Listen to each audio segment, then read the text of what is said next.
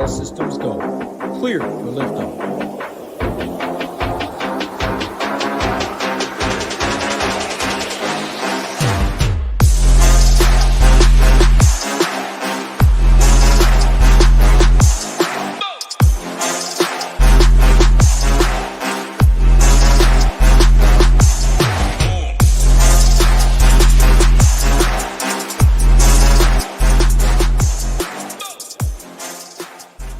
What is going on, SHIPIT Nation YouTube station here? It's Monday, 3 days left of July here. We're almost to August, and oh my Jesus, once we hit August, that means preseason football. That means the regular season a month away, and we got you covered over here at SHIPIT Nation. Come NFL season, I'm going to bring it off right off the top of the rip here because it's coming into crunch time here, I believe.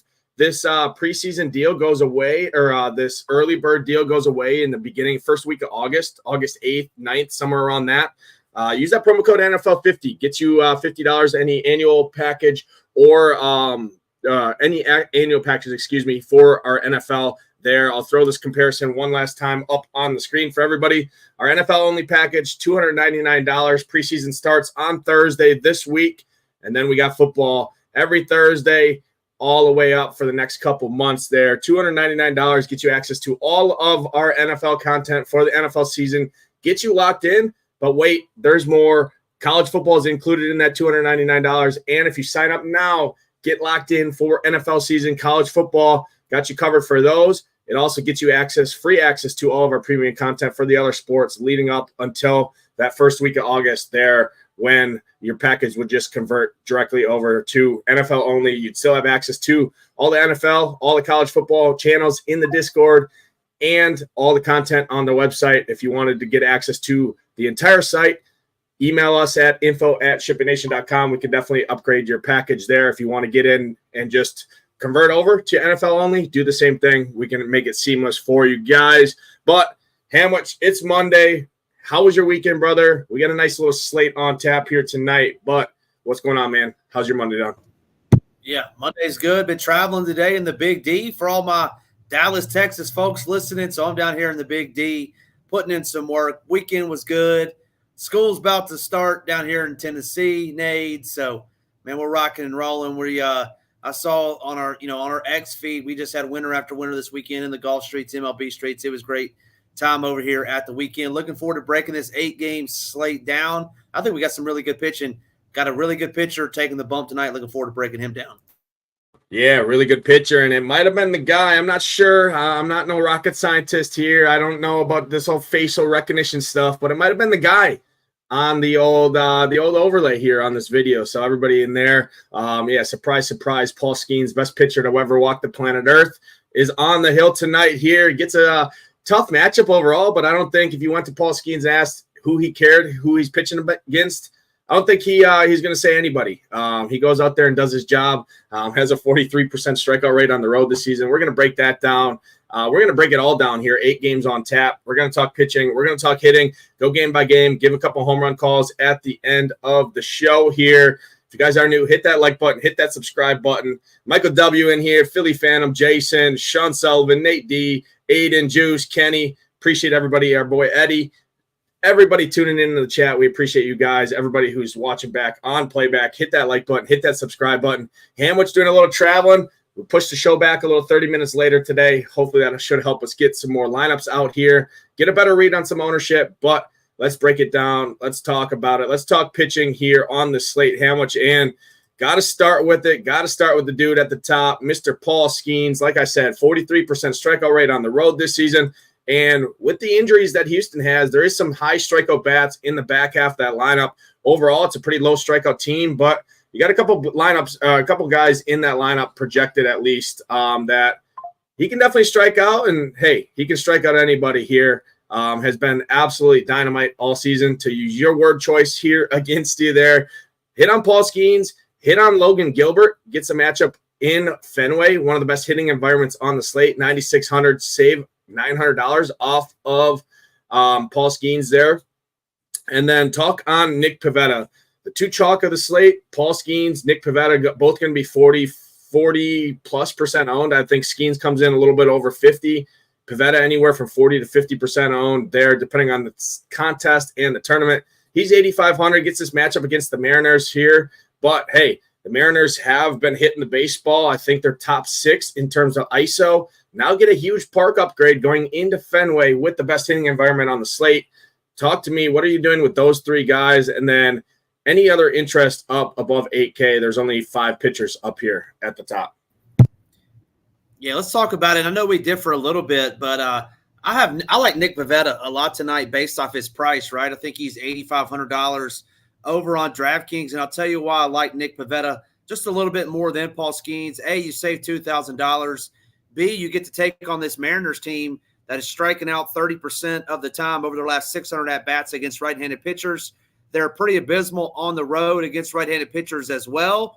And like we always say, oh, but wait, there's more. They just added Randy Arozarena and his 30% strikeout rate on the road versus righties. That's at 139 plate appearances as well. Nick Pivetta's got huge K upside, got absolutely shellacked his last time out in Colorado. I think he comes back tonight and just mows this Mariners team down. I think he leads the entire slate in strikeouts, got a great strikeout matchup. So I like Nick Pivetta a little bit better than Skeens tonight. We haven't projected right around the same. I do have Skeens up there as well. I mean, obviously, you said it. He's got great baseball game. He's got great game off the field as well. I mean, you can't be living any better than this 22-year-old out there. But, I mean, Skeens, dynamite matchup. You said it. That top half of that lineup doesn't strike out a whole lot. But once you get into that back half, some guy named John Singleton, I'll take my chances with Paul Skeens against John Singleton and co. any day of the week. So I have Skeens number 2 up there. And then next up would be Logan Gilbert. I mean, the Boston Red Sox, they're absolutely mashers. And I don't have any data to back it up, but man, anytime, that Yankee series, I feel like just takes it out of you. And they battled those guys all weekend, had a great game. And, Logan Gilbert's an all-star. I think he goes in there and kind of, I'm not going to say shuts him out, but I think he handles his own. The biggest thing with Gilbert, though, Nates, in my opinion, is that $9,600 price tag. That's a little bit too pricey, in my opinion. I would have him, and he still would be a distant 3 for me. And then not going to have much interest in Eovaldi. He has been pitching a whole lot better, but this Cardinals team doesn't strike out a ton. And then Jamison Taillon, a guy that I really liked his last time out, but going on the road into Cincinnati, the small park, man, it's tough. It's going to be tough to get to him, especially when we got guys, right around his range, a little bit cheaper than him that are going to be chalky in and much better matchups. So that's it for me. I know you have a little bit different take than that. Yeah, I'll start with Taillon in that Cincinnati game. That is the one game on the slate where it does look like the worst weather. Kevin Roth had it tagged as orange earlier. He did update it to yellow, so looks a little bit better. Models are saying the rain's going to come in a little bit later there. So one game on the slate with weather concerns there. So obviously that's important when you talk Jamison Taillon. You talk Carson Spires. Realistically, I have no interest in either one of those pitchers anyways, but add in that added weather risk, and hey, a pop-up shower could pop up anytime there when there's already rain expected and storms expected there. That's going to shorten their leash there, so I have no interest in either one of those guys. I'm Paul Skeens. I don't care. I'm eating the chalk. It's just the nature of the pitching slate. The pitching slate is absolutely pretty weak overall. I mean, outside of Alec Marsh, who I like, Pivetta, and Paul Skeens, realistically, I mean, who else could match the upside here on the slate of Paul Skeens? I don't think many can. Gilbert, I think, could, but not in Fenway, facing this Red Sox team at home with wind blown out, 75 degrees there in Fenway as well. So for me, Paul Skeens, far and away number 1. Pivetta would be number 2 just de facto, but I'm going to be a little bit underweight on Pivetta here. I actually like some of these Seattle bats. We differ there. I like some of these Seattle bats, mini stacks against lineups or in lineups that I don't have Pivetta. My main lineup's not going to have Pivetta, so I'm playing some of these Mariners guys. I'll talk about once we get to the bats there. But so for me, it's Paul Skeens number 1, and then I'll just hit on the rest of this range just because there's only a couple guys up at the top. Eovaldi, I think, is fine, but at 9,300 against a Cardinals team that has right around a 20% strikeout rate at home here against right-handed pitching, I can't get it. So for me, it's Skeens at the top, Pivetta de facto number 2. But again, main team, I'm going to be underweight on Pivetta there, overweight on Paul Skeens. My second favorite pitcher on the slate is Alec Marsh here in Chicago. It is good hitting weather in Chicago, but overall, this White Sox team just strikes out a ton. And Alec Marsh, 24% strikeout rate on the road this season. He's looked decent. He should have a ton of run support behind him. The Royals are the chalk of the slate in terms of offense when we get to them here. So Alec Marsh, my second favorite pitcher on the slate.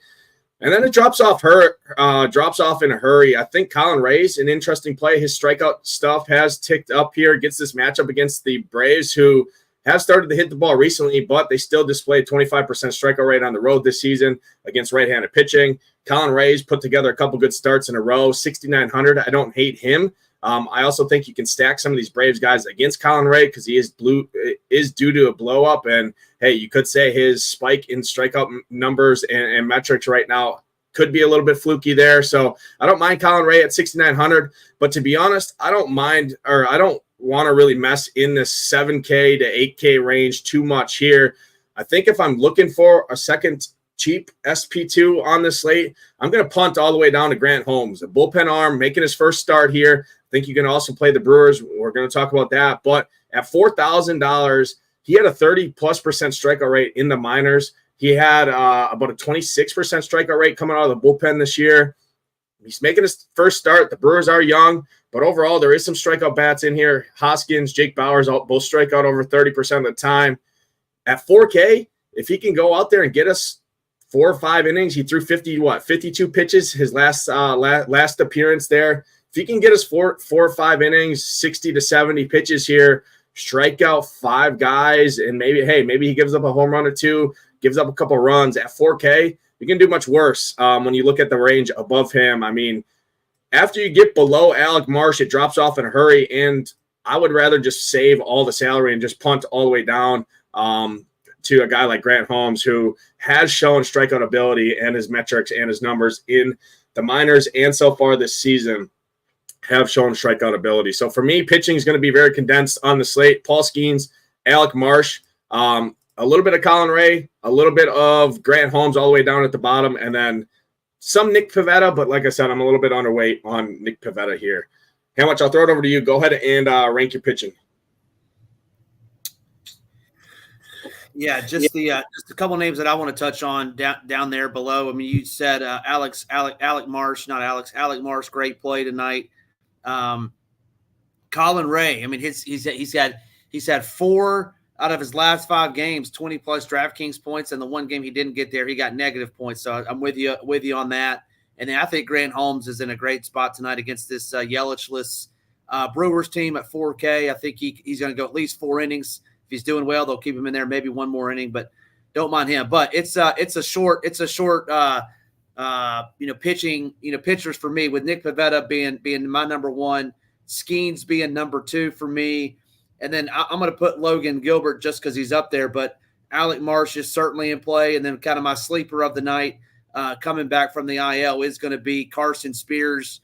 I know we're playing in a small ballpark, but he gets to take on this Cubs team that's not very good, and just traded away Christopher Morel. Everybody in the Braves lineup except one person has a 20+% strikeout rate on the road versus right-handed pitching. And his last start out, he was mowing down Marlins left and right. I think it was 9. But let me just double check. Yeah, 9 Marlins. He struck out his last time out. So Carson Spears is kind of my sleeper pick if you want to get off the chalk Marsh.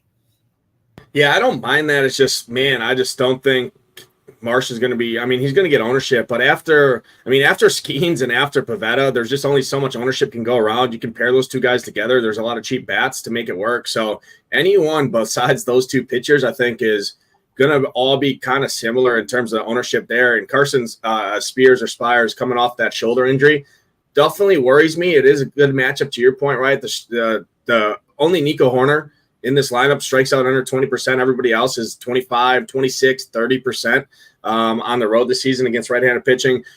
Spears and Spires we played earlier before he got that injury there. It's just, I wish he was a little bit more we've seen a little bit more from him coming back from that injury. So I don't mind it there, but again, I just don't think you're going to get that much of an ownership discount off of Marsh. That I'd just rather find the $200 and attack this White Sox team versus attacking a team in Cincinnati in that hitting environment there. So I don't fault you there. Definitely a pivot off of Marsh, but I kind of gave my reasons on why I'm not really interested. Just coming back from a shoulder injury worries me a little bit there. Let's jump to the hitting on the slate. Again, if you guys are new, hit that like button, hit that subscribe button. Helps us out a ton. And if you are not a member yet to SHIPIT Nation, head over there now. Use that promo code NFL50, gets you 50% off any annual package for our NFL season. $299 covers the entire NFL season. But wait, there's more. You sign now. You join up now. You get the rest of our site, all access to all of our other premium content, including the education courses, including the Discord for MLB, for PGA, for MMA, for best ball. We got you covered for everything, $299. You see the other rates across the industry. These are not made up numbers to make us look better, make anybody else look worse. This is just the facts. You can go check it out for yourself. Browse around for NFL-only packages across the industry. Those are the rates you'll see. Ours, $299, includes an optimizer. Our in-house Shiptimizer is launching and ready to rip as well. It's been tested out through the beta process by our members, by our staff. We got all the kinks worked out. We're ready to rip that up. So NFL is going to be an incredible year. Had multiple Million Maker winners last year, multiple Showdown winners. We got you covered the entire season. Lock it now. Get the rest of the site for free. No additional bonus, including college football for the entire season with DGen and his crew. Smarty in the chat. We were very profitable last season in college football, and that's no additional cost there. How much? We're heading to Fenway. First game on the slate here. We're talking about it. Gilbert, Petta. Petta, one of the chalkiest options on the slate here. It is great hitting weather there in Fenway. Some slight wind blowing out as well. And like I said, these Mariners are top 6 in ISO on the road this season against right-handed pitching. Huge park upgrade going from Seattle to Fenway there. Give me some Victor Robles. Give me some Cal Raleigh, Jason Vosler, Dylan Moore, Jorge Polanco. I like some of these Mariners. I don't like a full 5-man stack just due to the strikeout nature that they can have, but mini stacks, sign me up. Cal Raleigh, probably my favorite bat in this game in general. And then on the other side, Red Sox get the same hitting environment. Logan Gilbert, about a 23% strikeout rate on the road this season. He can get hit, but don't love attacking him. I mean, you can always play Jarren Duran, Abreu, Devers, Tyler O'Neill, but outside of that, I don't love it. I think mini stacks in this game are definitely intriguing due to the ballpark, due to the hitting weather. Prefer the Mariners side for sure. Leverage off the chalk there. Cal Raleigh, probably one of my favorite bats on the entire slate here at the catcher position. Yeah, this one is one that I will not have any batters from either side. Definitely no Mariners for me and no Red Sox either. Too much respect for these pitchers, and I think we can pick on other guys. Fair enough. All right. It's a no for Hamlich. It's a yes for Nades. We'll see how it plays out. But let's head to the next game here. Rangers, Cardinals, Palante on the hill, Eovaldi on the hill. Cardinals lineup is confirmed. Don't strike out a lot. I don't mind some Lars Nootbaar or some Paul Goldschmidt. Goldschmidt hitting all the way down at 7th. Don't think he's going to see any ownership in that lineup spot. Usually hits towards the top there. He's been scuffling a little bit. Did hit a bomb yesterday there. I don't mind that little 6-7 mini stack there. Goldschmidt, Nootbaar against Eovaldi. And then these Rangers, I actually have some interest in these Rangers. I don't think many people go to these Rangers at all. Corey Seager, I like a ton at 5,300. Direct pivot off of Bobby Witt at shortstop, where I think everybody spends up to is Bobby Witt for good reasons. I don't mind some Rangers here against Palante. Just a below average strikeout arm. He hasn't gotten beat up too much here, but overall, the offense is pretty weak. Texas is a team that can break a slate. They've done it multiple times before. I don't mind some of these Texas. I prefer more as a full stack than kind of picking minis or one-offs outside of a Corey Seager. But I do have some interest in these Texas hitters here tonight. Yeah, no interest in Texas on my side. I mean, Palante, like you said, he just doesn't get beat up too much. On the flip side, I mean, Nathan Eovaldi does have some power concerns against righties. So if you were going to play the Cardinals, I would start with the righties, giving up 8 home runs to righties over the last the whole season, and then 6 to lefties. So give me Goldie down there in 7 hole. Like you said, no one's going to play him. I haven't seen their lineup yet. It is out. Yeah. So I mean, Wilson Contreras batting third. I like, a little 3, 5, 7 with your boy Lars Nootbaar in there. I don't mind that stack as well. So give me these righties for Texas. I don't think anybody's going to play them because Eovaldi does have some name recognition, and then no Rangers for me. Perfect, excellent breakdown there. Let's head to my hometown here, not hometown but home state. It's the Brewers at home. Colin Ray on the hill, Grant Holmes on the hill. Two pitchers that I had some interest in, but I also have interest in the bats as well, just the nature of the slate here. Marcell Ozuna, Austin Riley, Sean Murphy. I really like Sean Murphy as a value play here on the slate, 3,100 hitting fifth. Usually hits down 7 or 8 spot. I always like to keep an eye on that. Hits right-handed pitching very well there. 3,100 at the catcher position, hitting in the heat of that lineup. I don't hate that, but now looking at this lineup, I mean, Nacho Alvarez is in there, Arcia, Rosario. I mean, I don't mind Colin Ray, but I also think this is a spot where we could see the Braves offense bust out here, and you could see Colin Ray regress a little bit here. I lean more on the side of Colin Ray, I think, personally, than these Braves bats. They just strike out too much here overall, but talk to me in this one. I have interest in both of these offenses, I think, but both of these pitchers. It's kind of a unique slate here. Yeah, I wouldn't go full Braves for me. They have been just so bad. I know they put up 9 runs yesterday against the Mets. I was interested in Peterson yesterday. Then he goes out and gets blown up. But Colin Ray's a little bit better, and you and I talking a little bit before the show. I mean, I love stacking against this guy. Time and time again, he just goes and shoves 20 burgers up my rear end, and so I like him at $6,900. I think he's a great play. I do also have some interest as a one-off only in Marcell Ozuna if you wanted to go there. And then on the flip side, I mean, Grant Holmes at $4,000, you wrote him up in your slate pen. I mean, he's DK only. I don't think I would do 5,500 over on FanDuel. But, I mean, for $4,000, we saw what this Marlins pitching staff did to this Brewers team all weekend long. I mean, they just shut them down for the most part. Now you get this Grant Holmes guy who has tremendous strikeout upside. Brewers have been striking out about a 25% clip over the last 30 days against righties. He's going to go 4. I think he'll go 5 innings as long as he's, mowing him down. Can Grant Holmes give up 2 runs and strike out 7 in 5 innings and potentially get a win? I think so. So no Brewers for me, and no Braves for me either outside of a Marcell Ozuna one-off. Yeah, now Austin Riley, I think is a solid play. Sean Murphy too. Like I said, I prefer the Braves more as a mini stack. I just don't want to 5-man them. Could they match the upside of a Kansas City and Arizona? I think they could, but for me, I just don't think it's a full 5-man spot for me. But could do crazier things. And then on the Brewer side, Terang, kid's a complete stud. He is expensive. Adames, Contreras, Jake Bowers, Ortiz, Garrett Mitchell. You got some guys in here that can tag righties. And, hey, you could always see a guy coming, making his first start here. Got a lot of pressure on him. Obviously, the Braves pitching staff has been shorthanded and dealing with some stuff there. Injury-riddled team, obviously, all season long there with, obviously, Acuna going down, Albies going down. They have had some issues with the pitching staff. He could be thrusted into to some extra pressure here. It's a little different coming out of the bullpen versus starting a game here against overall historically a pretty low strikeout team. They're also aggressive on the base pass there. So could go both ways. Again, I lean more towards the Grant Holmes just due to the salary, the $4,000. I mean, you have multiple hitters on the slate that are more expensive than him that are more likely to get a 0 than Grant Holmes is for sure. So interesting game here. I think more mini stacks for both sides for me. I don't think I'm going to full 5-man stack either one of these teams personally.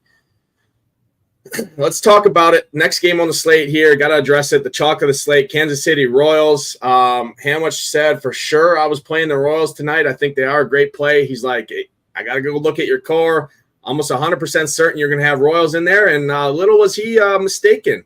I didn't core the Royals here tonight. They are in a great spot. It is good hitting weather in Chicago here. Looking at the weather out there in Chicago, it's about 79 degrees, some slight wind blowing out to left center field.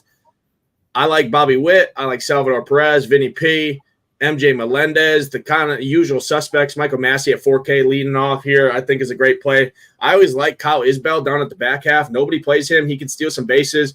Just puts the ball in play usually. And he's $3,000, makes it a little stack. Freddie Fermin, if you want to get a little bit unique there and not play Salvador Perez for whatever reason in the Royal stack and go to Freddie Fermin. He hit a bomb yesterday or the day before there. He's $3,000 as well. Royals, great play, chalk offense of the slate.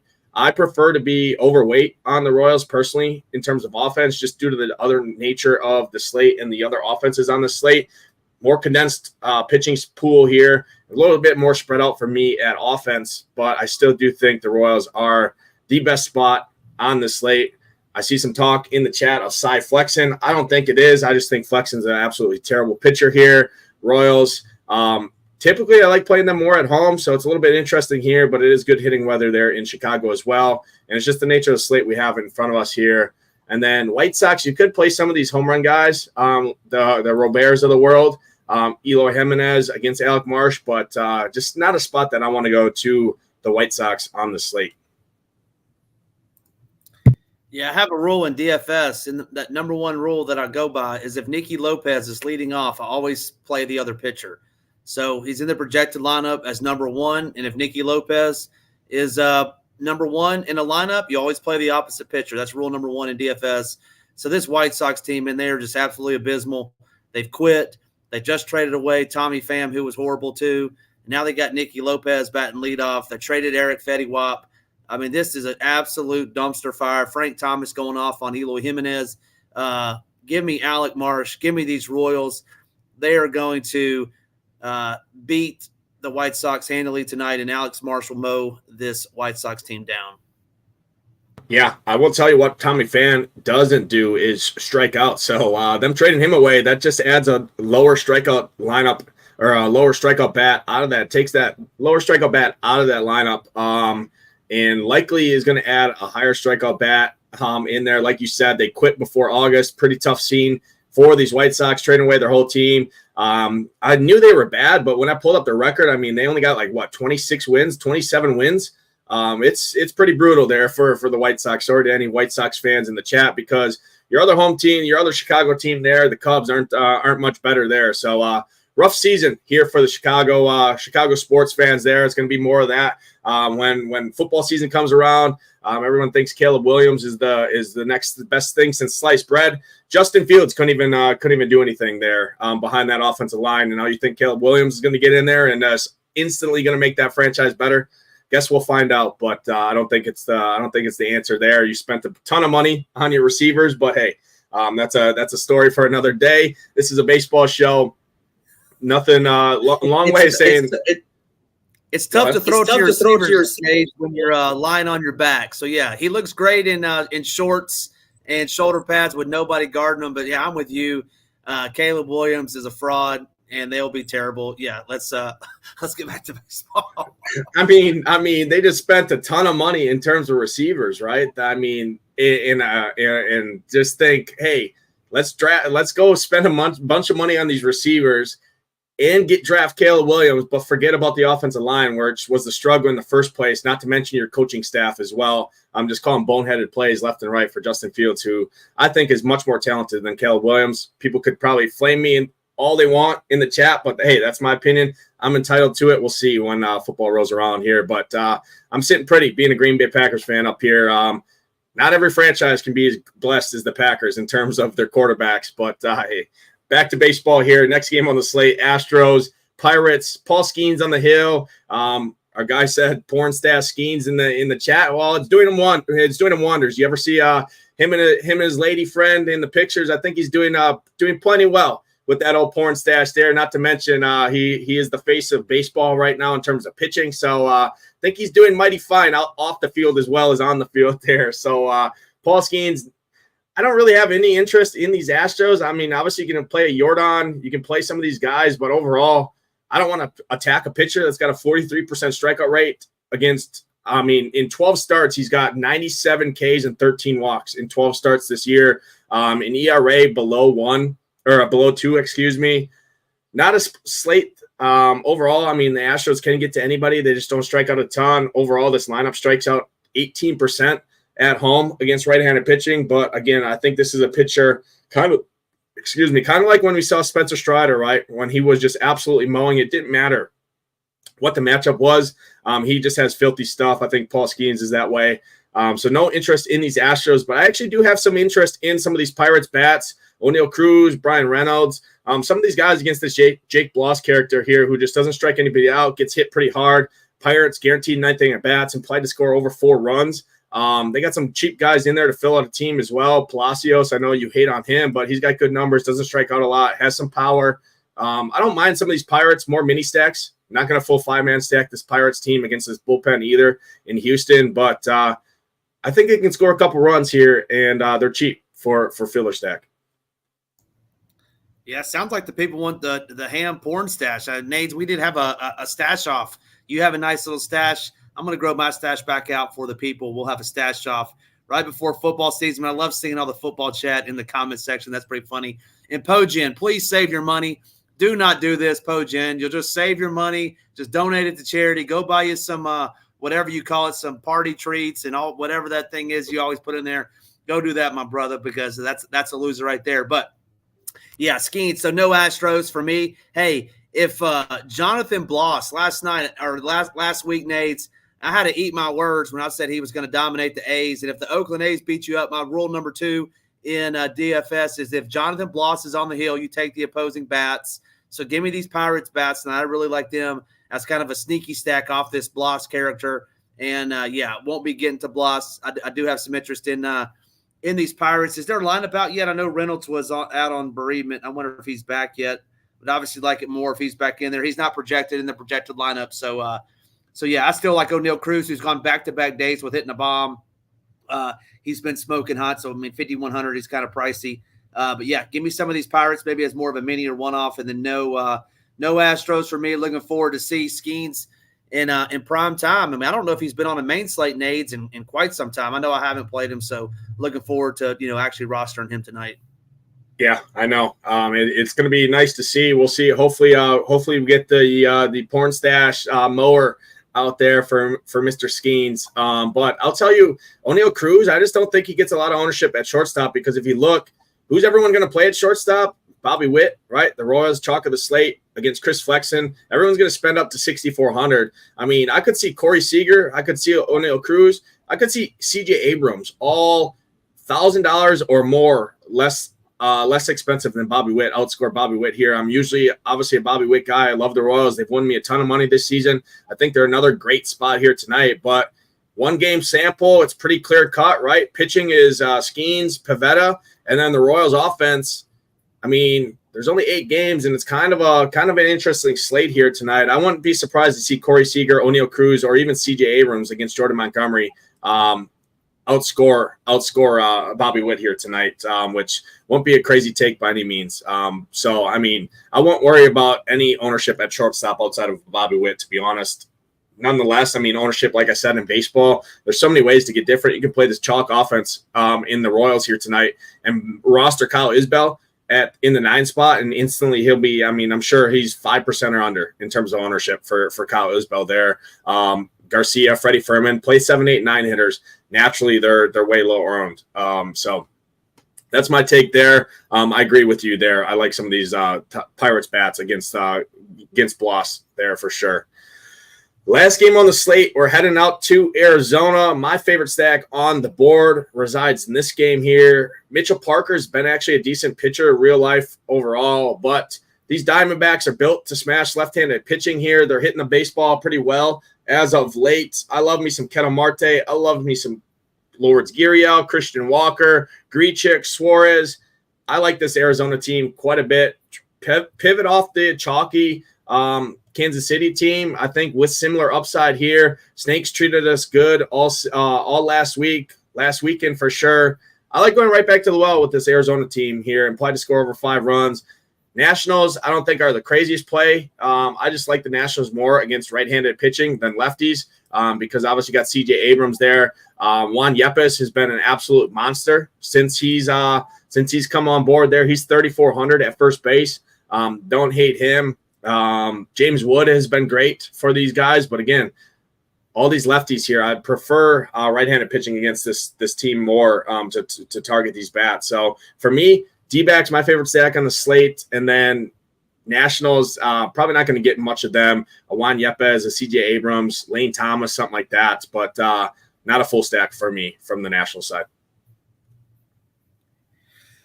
Yeah, I think I'm kind of with you on that. I mean, I wish this, what is his name? Jacob Thomas. Man, he steals base, or Jacob Young. I'm sorry, Jacob Young. He steals bases left and right, but he bats all the way down there in the 9-hole. You know, I'm not going to get down there, I don't believe. I mean, Lane Thomas steals bases as well. I mean, Jordan Montgomery, Nate, he's a pretty bad pitcher.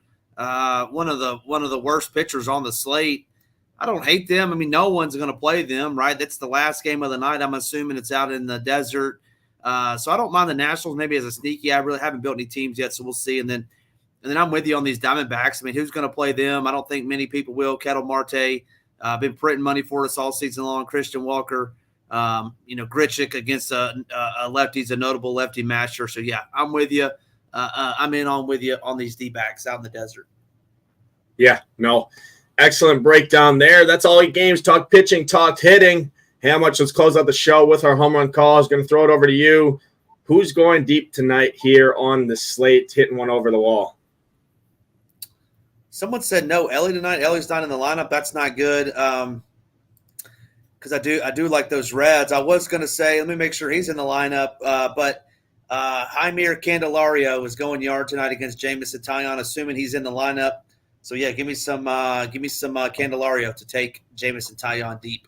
Yeah, it just came out. Reds, Ellie De La Cruz is not in that lineup. I will tell you that is, like I said, the one game with weather concerns on there. So definitely monitor that if you are playing hitters or pitchers, a Spires or a Taillon for whatever reason on the slate in that game. Definitely pay attention to the weather. Obviously, we should have that news as much. It's the first lock time on the slate, right? 7:10 Eastern time, 6:10 Central time, that game lock. So pay attention to that as you're leading up there. But I'm going third base, 3,600, a value blat. On my favorite stack of the night, Eugenio Suarez is taking Mitchell Parker deep here tonight out in Zona. I love these D-backs. I love the Snakes. He's got a nice price point. Should be hitting 6th or so here tonight. Eugenio Suarez is going deep tonight. The D-backs are the highest scoring team on the slate as well. How much? Any closing remarks for the people before we get on out of here? Yeah, nothing else. Appreciate everyone tuning in. Make sure you hit that like. Had almost 200 watching. Appreciate that. Hit the like button for us. Head on over to SHIPIT Nation. We certainly appreciate everybody tuning in. Yeah, excellent. Excellent. As always, hit that like button, hit that subscribe button on the way out. One last time, go to SHIPITNation.com, click the banner at the top of the screen, get locked in for NFL season. $299 covers the entire NFL season, covers college football for no additional fee.